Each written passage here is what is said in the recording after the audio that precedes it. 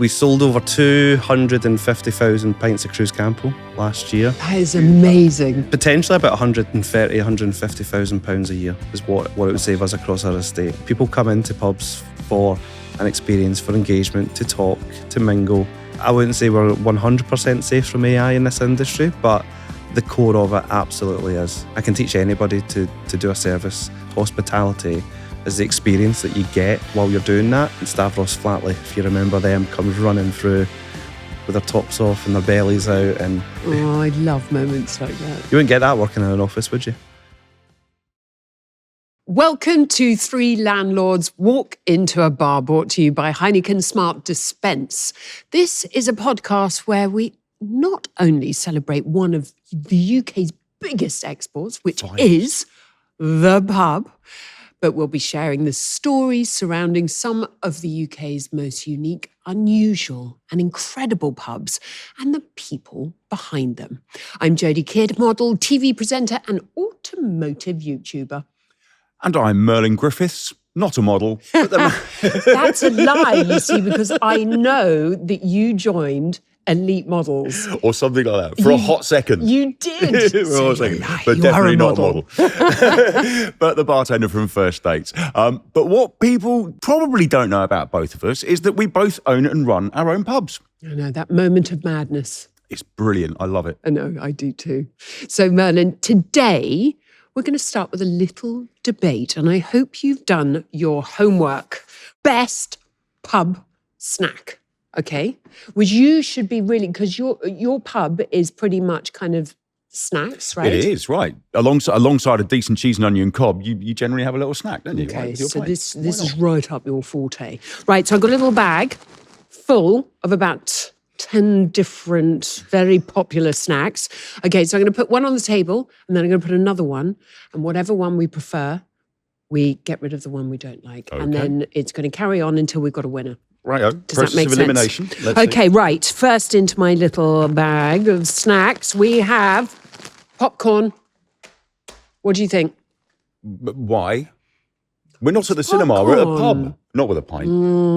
I like it because it's not too filling. Okay. But it gets stuck in your teeth. Yeah. Well, you see that, yeah. It's the case. It's the not filling part, isn't it? Yeah. Okay, right. So we've got the popcorn on the table. Let's have a look at what's going to win out of this. Not going to be tough to beat. Pretzels. Pretzels. Well, yeah, you know, pretzels is traditionally a beer snack. Not personally one of my favourites, but definitely a good standard for beer snacks. So, see you later, popcorn. Popcorn has gone, so the pretzels stay on. Nothing doing with popcorn. Right, next out. Beef jerky. Oh, you see, I'm torn on this. It's growing in popularity, jerky. Isn't it? It really is. I'm not a personal fan. No! Controversial. No, the jerky's going. I'm going to, when we finish this podcast, I'm picking those up and they're coming home with me. Oh. Doritos. I'm still going to stick. Do you know? I'm still going to stick with Stick pretzels. with the pretzels. I'm still sticking with pretzels because it's a classic beer snack, and it's the salt thing makes you drink more. It's the salt. Yeah. Oh, I'm really sad what I'm looking at over at the kind of being thrown, the rejects. Oh, hit me. This is one of my favourites. If you chuck this on the table, we might not be friends anymore. Bacon fries. Oh no, they've gone. The pretzels are gone. Seriously, do you know how easy that choice was to make? Honestly, you didn't. Good man. They are so far up there. Yeah. Bacon fries. That's a quality snack. That's a quality bar snack. That is serious. That's going to be hard to beat. Right up there. It is. Right up there. Oh, this is another toughie. Mini cheddars. Right. Oh. There's only one circumstance under which your bacon fries would be off this table, and that's if they were Red Leicester version, but they're not. They're regular mini cheddars, not way. Red Leicester. Red Leicester ones are the pinnacle. No, I know, but they're gone. So they're gone. He's chucked them already. I would have been... The Red Leicester ones you want? I would have been toing and froing there for a long time. Would you? No. Yeah. You haven't tried the Red Leicester ones. Okay, bacon fries are still on the table. They are. Dry roasted peanuts. Oh, no, that's tough. That's really tough. Right? Because I think bacon fries are better, but if you're going to go for mass appeal, right? I mean, what if you've got a vegetarian drinking with you? You know, are they really going to get into their bacon crisps, right? No, they're not welcome in the Half Moon. No, just kidding, kidding. Bacon. Oh no, bacon wins. Dry roasted have gone. I'm sorry, that was really difficult. I'm with you. Bacon fries are still on. Hula hoops. Hula hoops. Nah. No, really. That's it. Again, right? If you're these are great. If you're in a pub with a family. Salted. Right? Yes, exactly. Kids put them on their fingers and all that sort of stuff, right? Yeah. It's a lot of fun. You know, they've got good crunch to them. No, I get it. I'm with you. Fries all the way. Bacon. Hoops have gone. Right, here we go. You can see what's going to stay. Salt and vinegar. Salt and vinegar, right? And this is a posh salt and vinegar, right? So again, I'm torn because great profit, right? It's posh crisps. You get to charge about £3 a packet for these. Yeah. No, I get it. But no. But salt and vinegar. Yeah, no. Bacon. It's simple. This is the Oh my word. This is going to be a toughie. What are you going to do here? Right. This Ready? better be. This is really good. It's going to be scampi, isn't it? It's scampi. It's going to be scampi. It had to be. It's the only thing it can either be. So we've got bacon fries and we've got scampi fries. Fish or bacon? I know where I'm going. Yeah, same. It's, you know, all right, well, you can have those. No, I don't want scampi. Give me the bacon. I'm keeping the so bacon. these going? The scampi's going, all right. Scampis. You're good. Bye, scampi. You are good and you are classic, but... Bacon fries! Always a winner, in my opinion. It's time to say hello to today's guest. That it is. He doesn't just run one bar. He runs over 60 of them. How? I know, that's incredible. Eh? And in a world where hotel bars aren't always known for serving a great pint, he's on a mission to change that. Craig Couper is the product manager at Atlas Hotels, and we'll be welcoming him in just a moment.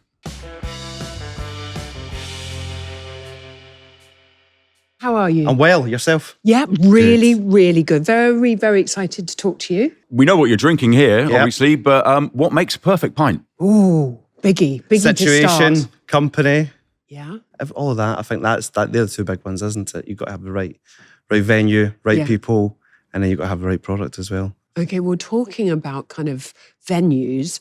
Where and what time would be that time to have your pint, that perfect pint? Where would you be? That's a great question. I think there's a few good locations. Yeah. Do you know what? See, Saturday afternoon after a good round of golf. Oh, it's a golfer. 19th hole. 19th hole. Absolutely. The best. There's sometimes nothing better than just sitting there relaxing and forgetting about all the monstrosity that occurred in the previous 18. No, I find when I'm playing golf, more and more, the older I get, I do like 8 holes and then go straight to the 19th. Yeah. I'm going, 18 is a long, long wait. It is. Do you know why it's 18 holes? No. 18 nips to a hip flask. No. Allegedly. That's true. So when you're not playing golf, you're obviously with Atlas Hotels. Tell me a bit about what you do at Atlas Hotels, Craig. Yes, I'm product manager. So everything in terms of food and beverage comes to me. Looking after that across 59 sites in the UK. It's a new role to the company in the past couple of years as well. So it's been a bit of a journey for us, for myself as well. So where did it all begin? Probably by accident. Many, many years ago, nearly 20 years ago now, I started in hotels. I was at university, I was studying graphic design. I wanted to have my own design business.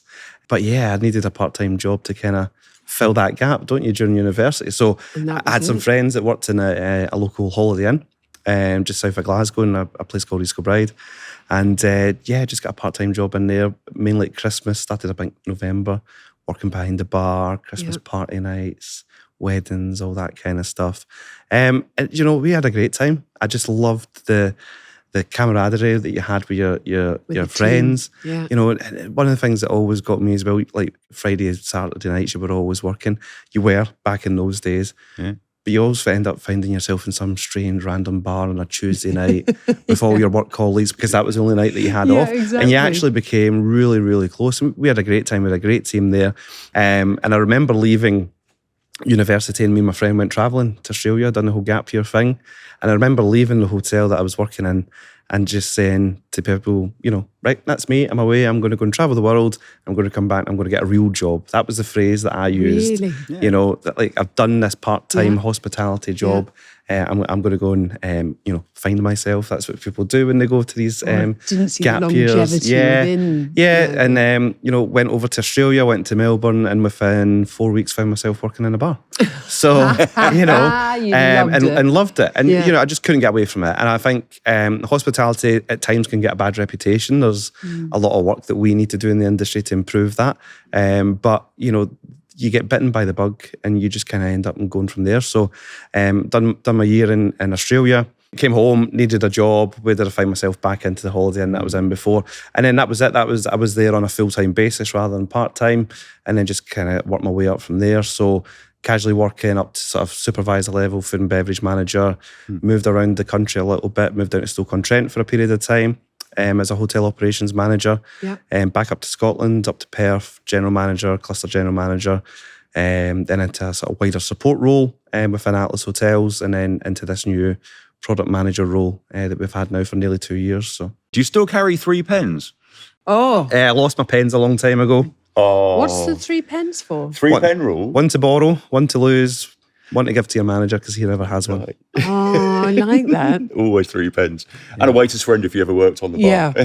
Or useless landlady who will always turn up with none. And a big smile. Do you know, actually, off the top of your head, how many pints a year or a month does 59 hotels get through? It's a good question. So pints, draft beer makes up 52 to 54% of our bar revenue, which is Pints. extraordinary. Okay. Yes. 54%. 54%. It's Right. massive. So That's a huge percentage. many is So that? what's that in numbers terms then? in numbers terms, we sold over 250,000 pints of Cruzcampo last year, I can't believe it. which is phenomenal. That's amazing. Yeah.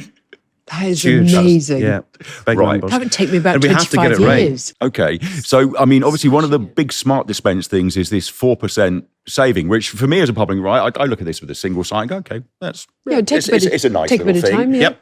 But now you apply that to these sort of numbers, how much money a year is it saving you? It's potentially about 130, 150,000 pounds a year. Wow. Is what it would Nice. save us across our estate in That's terms of incredible. reduced costs because we're getting more yield out of our products. So, you say 4%, we can do some case studies at some of our sites, and I would say it's probably closer to 6 or 7% improved yield. So obviously with such a large amount of team members and running so many different premises, was there a risk, a big risk that you can remember? What was it? And did it work out? I think the biggest one for me would be the smart dispense installation. Really? A lot of disruption.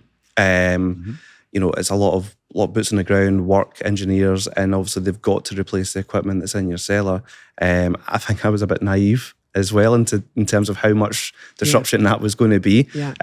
However, I must say it went almost seamlessly. We have a regional property team as well who helped us understanding some of the challenges in our sites that were maybe a bit more intricate, with it being hotels. Bars are built as a bar. Hotels are not generally built for that. So, where our cellar is located in one Sometimes hotel is it's, completely different to another. So, wiggledy. yeah, absolutely. So there was a lot of engineers on site pulling pythons through, making sure that process went seamlessly. And it did, to be fair, but it was a big risk. It was very disruptive in terms of the industry as well, that this whole system that they have is very disruptive, and there's a cost to it. There's a risk if we don't see the payback that we thankfully are seeing. There's a contracted You didn't cost know there. that. Did you ever have any of your properties, were they kind of like terrible when you first got them, or do you have any stories? I wouldn't want to say terrible. I think, like any business, we have our challenges. We have our challenged locations, our challenged properties, and that could be from a physical property point of view. It could be it's in an area where it's really difficult to recruit. And yeah, we've absolutely had our challenges, and kind of going back to the quality of product and quality of drinks that we are serving. Selfishly looking at it from my point of view, I've had a couple of instances where I've been, this isn't quite as it should be, and the benefits of having smart dispense as well. I'm good in sleeping well at night, knowing that our lines are being cleaned as and when they should be, Yes. from a health and hygiene point of view, most importantly, but also from a revenue point of view, someone getting a great pint and wanting a second pint, all that's happening as well. So we've had our challenges in that as well. And that just comes through staff rotation, lack of training.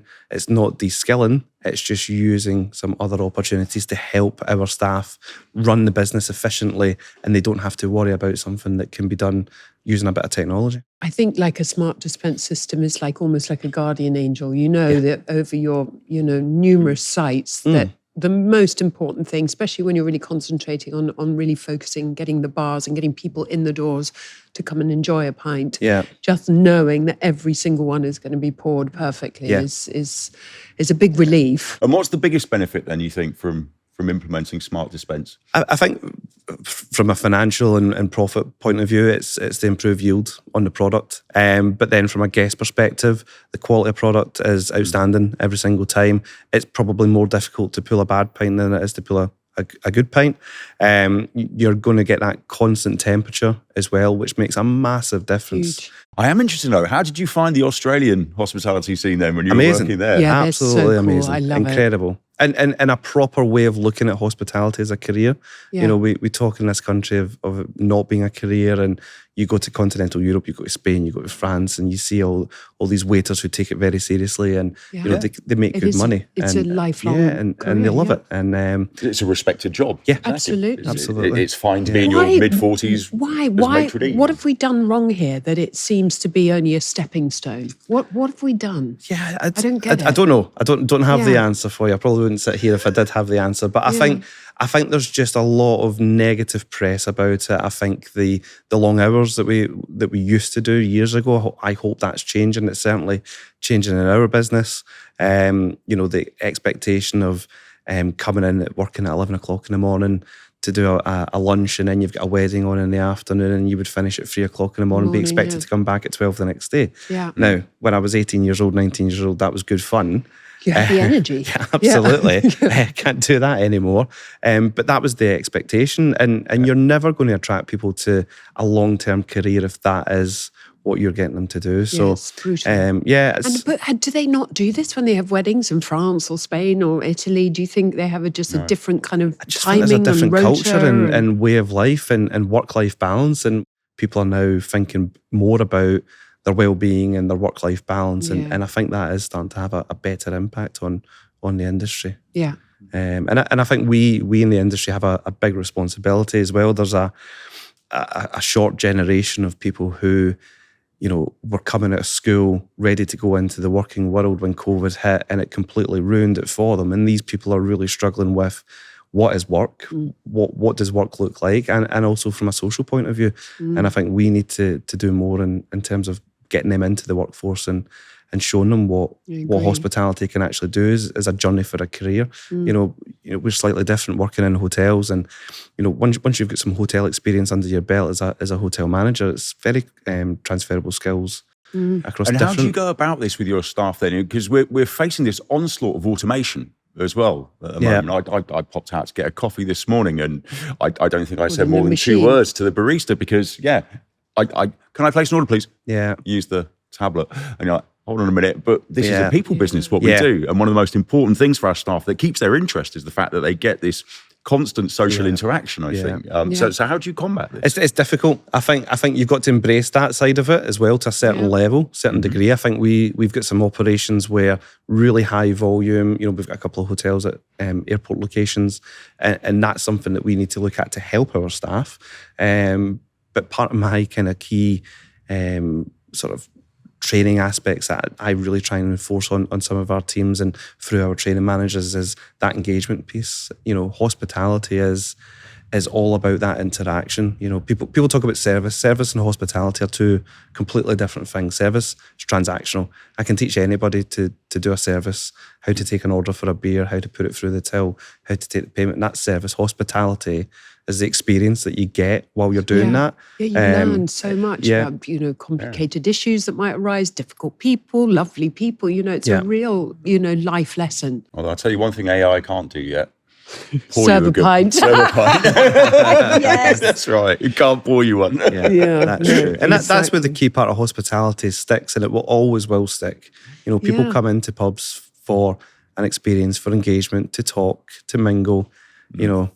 I wouldn't say we're 100% safe from AI in this industry, but the core of it absolutely is. Yeah. Right, coming up in just a moment, we'll be talking about what pubs and hotels can learn from each other and how to build great hospitality teams.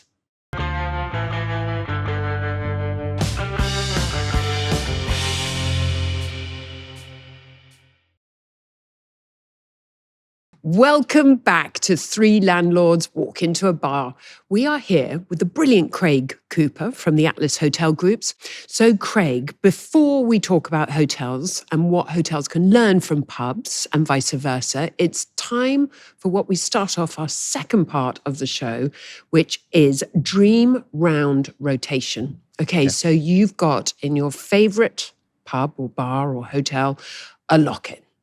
And you can choose 3 people, either living or past. Who would they be and why? Yeah, good question. It's a tricky one, It's a isn't tricky it? one, isn't Yeah. it?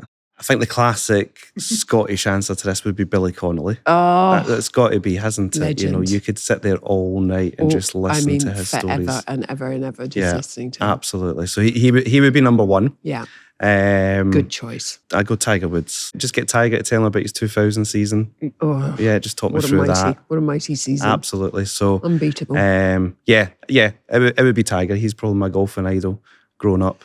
Really? For sure. Yeah, absolutely. Those, He was- really, he was. Like those rescue shots, my goodness. Because he used to be a bit wayward with the old driver. Absolutely. Anyway, this is not a golf podcast.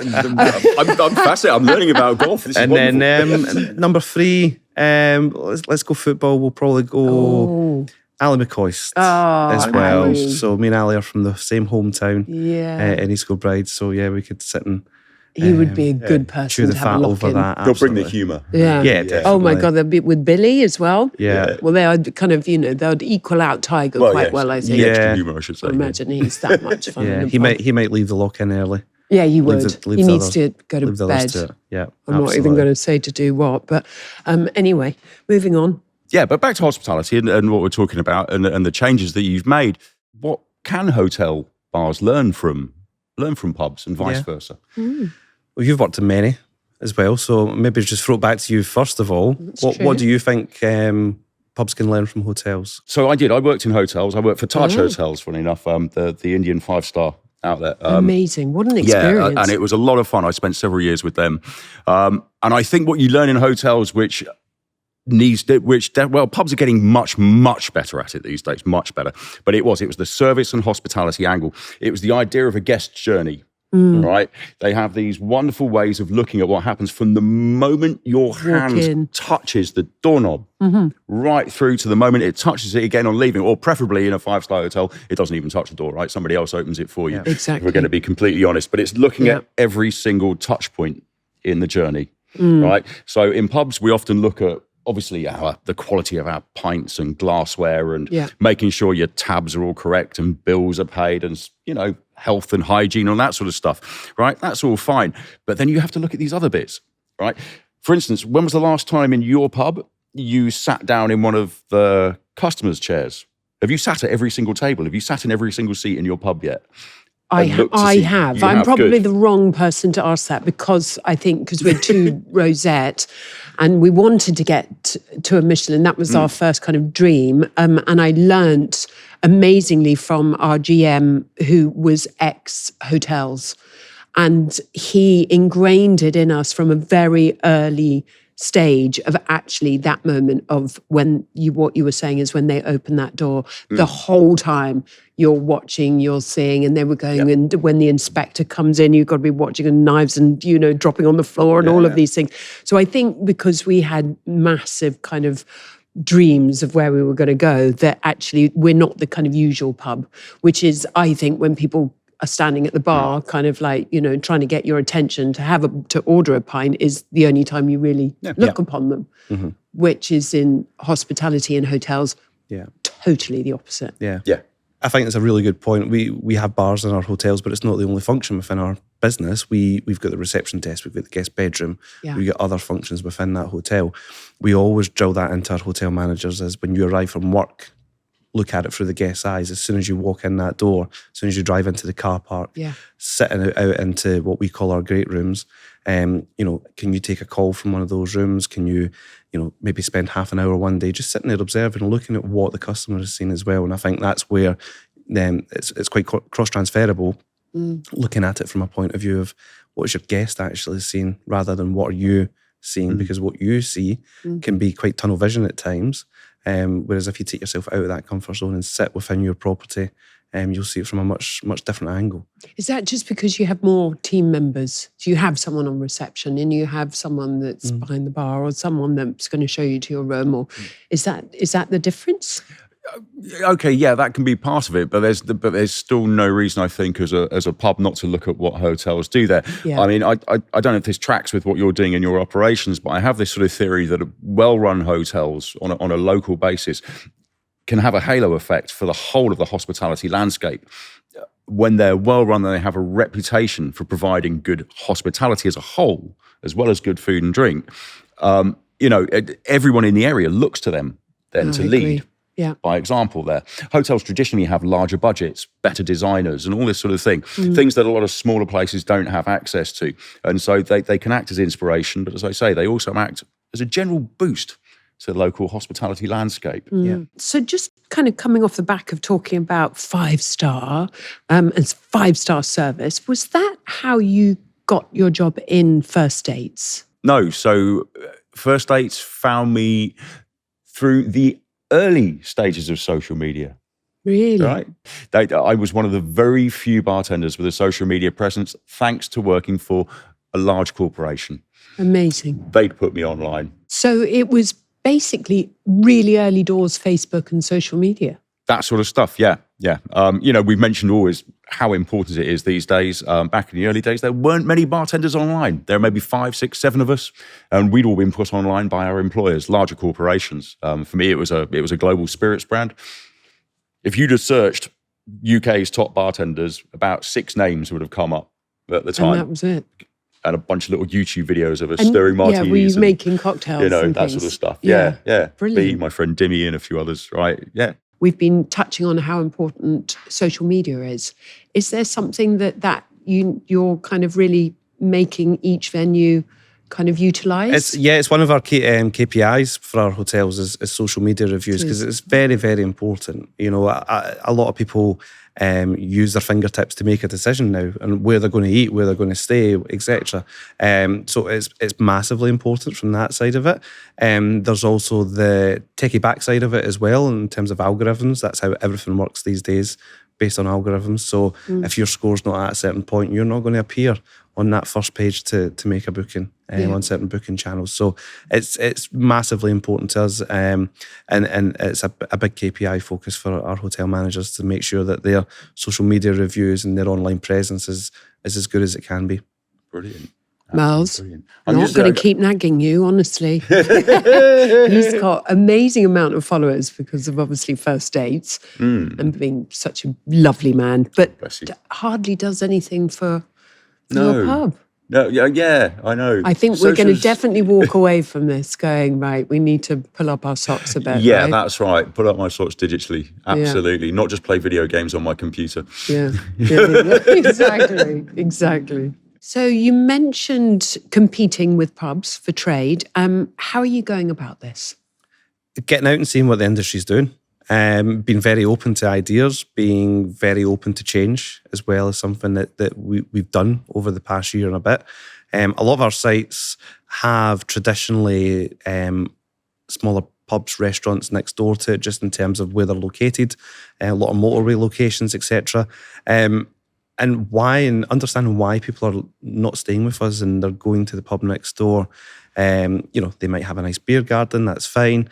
But why are they going out in the middle of winter and when it's raining or it's snowing or it's 0 degrees outside? Why are they making that conscious effort to move outside? So we went through this retendering process, which gave us a massive opportunity to actually just take a big step back, look outside the window a little bit more rather than just what hotels are traditionally doing.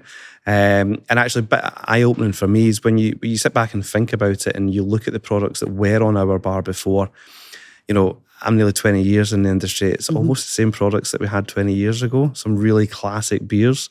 People are moving on. People are looking for a better experience when they're out and about. They want to go out and actually have something that they can't get in their own house. Yeah, and I think that's what led us to partner with Heineken in particular. The quality of product that's there. It's what's in the local pub. It's what people are expecting to see when they go out for a drink. So why shouldn't they expect to see it in our venues as well? And, we've put sports channels into our hotels recently as a bit of a trial basis. And it's extraordinary, the extra dwell time that it gives for our guests to sit in our bars, watching it and having that second, third, maybe even having some dinner as well with us. And that really helps. So that's something that we've started this year. Early signs of that, it's been great. Good. That's something that has shown a lot of promise that will potentially be rolling out further.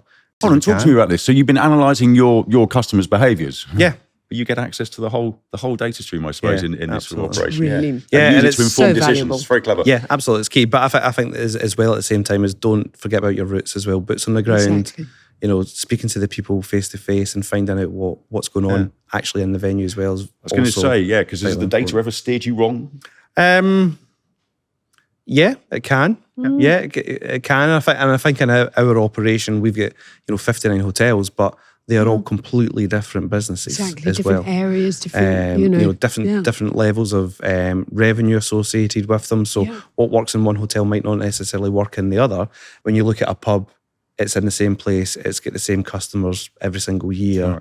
Right. Same events probably happening, whereas hotels are much more aligned to events that happen on an ad hoc basis as well. We could talk back to last summer, Taylor Swift coming to the UK. Oh my God. That impact in our hotels in terms of the additional footfall, people willing to spend extra money as well, isn't being repeated this year. And we've got Oasis this year, completely different clientele. Right. So you might have a like-for-like replacement of there's a mass event going on at Murrayfield or Wembley or any of these places, completely different clientele. So you need to be conscious of, well, that worked last year, but we can't repeat it because the Taylor Swift clientele is looking for a completely different experience than the Oasis clientele. Yeah, but I'd say that, I mean, there's one thing obviously that runs through it all, that people do always want a good pint. And that's the nice bit of it. Absolutely. Craig, thank you so much for talking to us. But on just one quick question before we finish, and that is, what is the best advice a customer has ever given you? I don't know about a specific piece of advice, but I think my advice to other people in the industry is just to listen to the customer. I've encountered some great customers, difficult customers, but at the end of the day, they're all just wanting the same thing, to put money in your till. So you've got to listen to what they're looking for. And I think from my point of view in this current role with Atlas Hotels, that's what we're doing. And we're reaping the benefits of that. I think back to earlier in my career, younger, a bit more, I'm bullish, I know what I'm doing, I work behind the bar, and dismissing what some of the comments that were coming over the other side of the bar, you very quickly realise, well, where are they? Why are they not back here next week? That's because I didn't listen and didn't, try. Just try. What's the worst that can happen? It doesn't work. I think that's such a good point there, is actually they're all here to put money into the till. And I think that is obviously the most important thing, but it's so easy to, when you've got a difficult customer, that you just, those heckles come up and you just, but at the end of the day, you dig your heels in and you don't listen, what they're doing. But you have to. Yeah. But I've seen some wild things from the back of the bar. Okay, tell us that. Tell us. Yeah, I think working in function rooms and hotels, you see some things that not necessarily would happen in the public. I remember one of the most surreal moments I think was when I was working a function for a corporate guest who hired the whole venue for their event. They used to always try and get someone to come in quite famous and do an act for a period of time. And I knew nothing of who it was. And I just remember coming back into the bar and looking up, and Stavros Flatley, if you remember them, comes running through. Brilliant. With their tops off and their bellies out. And with their little bandana on. Yeah. Absolutely fantastic. So I got my picture with them. That was great. That was good fun. Absolutely. Brilliant. Oh, I love moments like that. Yeah. Surreal. Fun times. Yeah. You wouldn't get that working in an office, would you? Well, thank you so much for joining us today. No so problem. one last thing, I suppose. Chin chin. Cheers. Yes. Chin chin. Super interesting, right? I mean, that scale of running things and keeping your finger on the pulse the whole time. I mean, it's a lot of spinning plates. It really is. What did you think? Yeah, I thought it was great. I mean, it's as I said, it's a lot of things going on, but really good kind of feedback from, really relying on a bit of tech, relying on the data, and also how exciting that, they're upping the food, they're making it more of a destination rather than just somewhere to lay your hat. So, it's great. They're, really kind of acting on what the consumer wants. I think you're right. Yeah, that's the two key takeaways that I can see there. One is that I should definitely consider Holiday Inn Express in the future now, by the sounds of it. Totally. And secondly, data versus instinct.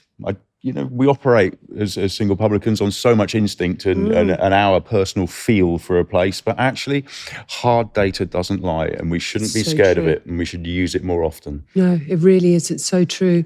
But it's often, it takes a much longer time for us to get the data that he could get in a day. Very true, yes. So it's a little bit easier to read. Right, well, that brings us to the end of our wonderful chat with Craig. Thank you so much for watching and listening to the show. Do make sure you follow us on your podcast app or on YouTube. And if you want to drop us a nice comment or a review, then you'll always be welcome at our pub. Absolutely, you would. We'll be back very soon speaking to more of the people behind some of the most incredible pubs in the UK.